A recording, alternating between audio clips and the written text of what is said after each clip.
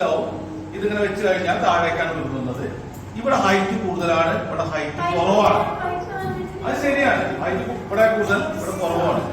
ഇനി നോക്കണേ, ഇത് വെക്കുമ്പോൾ എന്ത് സംഭവിക്കുന്നു വെച്ചാൽ, ഞാൻ ഇതിവിടെ വെക്കുമ്പോൾ ഇതിന്റെ ഹൈറ്റ് നിങ്ങൾ ശ്രദ്ധിക്കാം. ഇവിടെ വെക്കുമ്പോൾ ഇതിന്റെ ഹൈറ്റ് എത്ര ഉണ്ട് നോക്കുക. ഇവിടെ നടന്നു നോക്കിക്കഴിഞ്ഞാൽ അത്രയും ഹൈറ്റ് ഉണ്ട് കേട്ടോ. ഇനി ഇത് നീങ്ങുമ്പോൾ ശ്രദ്ധിക്കണം, ഇത് ഈ ഗ്യാപ്പിലേക്ക് വീണുകൊണ്ടിരിക്കുകയാണ്. ഇങ്ങനെ വന്നുകൊണ്ടിരിക്കുമ്പോൾ താഴ്ന്നുകൊണ്ടിരിക്കുകയാണ്. ഇത് അതിലേക്ക് താഴ്ന്നുകൊണ്ടേ ഇരിക്കുകയാണ്. എന്ന് പറഞ്ഞാൽ ഹൈറ്റ് എന്ത് സംഭവിക്കുകയാണ്, ഇങ്ങോട്ട് വരുമ്പോൾ കുറഞ്ഞു കുറഞ്ഞു വരികയാണ് കണ്ടോ.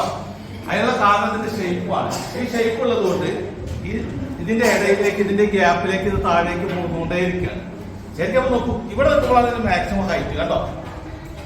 ഇവിടെ നിൽക്കുമ്പോഴാണ് മാക്സിമം ഹൈറ്റ്. ഇത് മുന്നിലേക്ക് നീങ്ങുമ്പോൾ എന്താ സംഭവിക്കുന്നത്, ആ കുഴിയിലേക്ക് വീണുകൊണ്ടിരിക്കുകയാണ്. വീണല്ലേ, ഞാൻ കൈയെടുത്താൽ എന്ത് സംഭവിക്കും?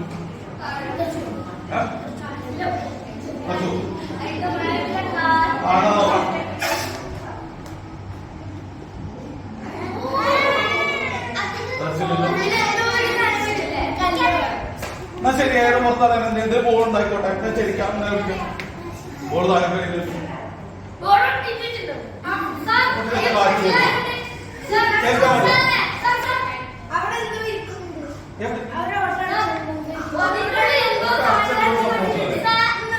ഇനി ഏഴ് പുറത്ത് എന്ത് ചെയ്യണം?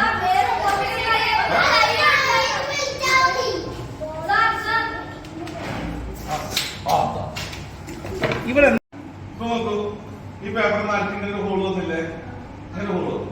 ഇനി നമുക്ക് പിടിച്ചു കഴിഞ്ഞാൽ ഇത് വലുതായി. ശരിയല്ലേ? ഓക്കെ അല്ലേ?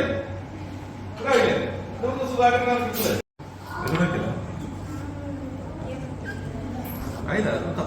തീ കണ്ടേ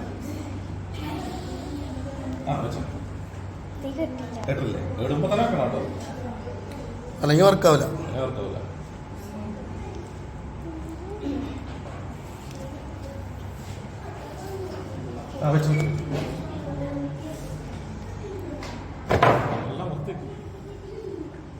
ഏറെ കൂടിയോ?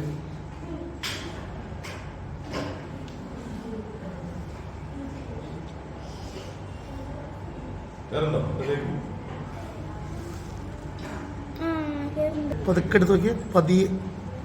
ആ ഓക്കെ ഓക്കെ.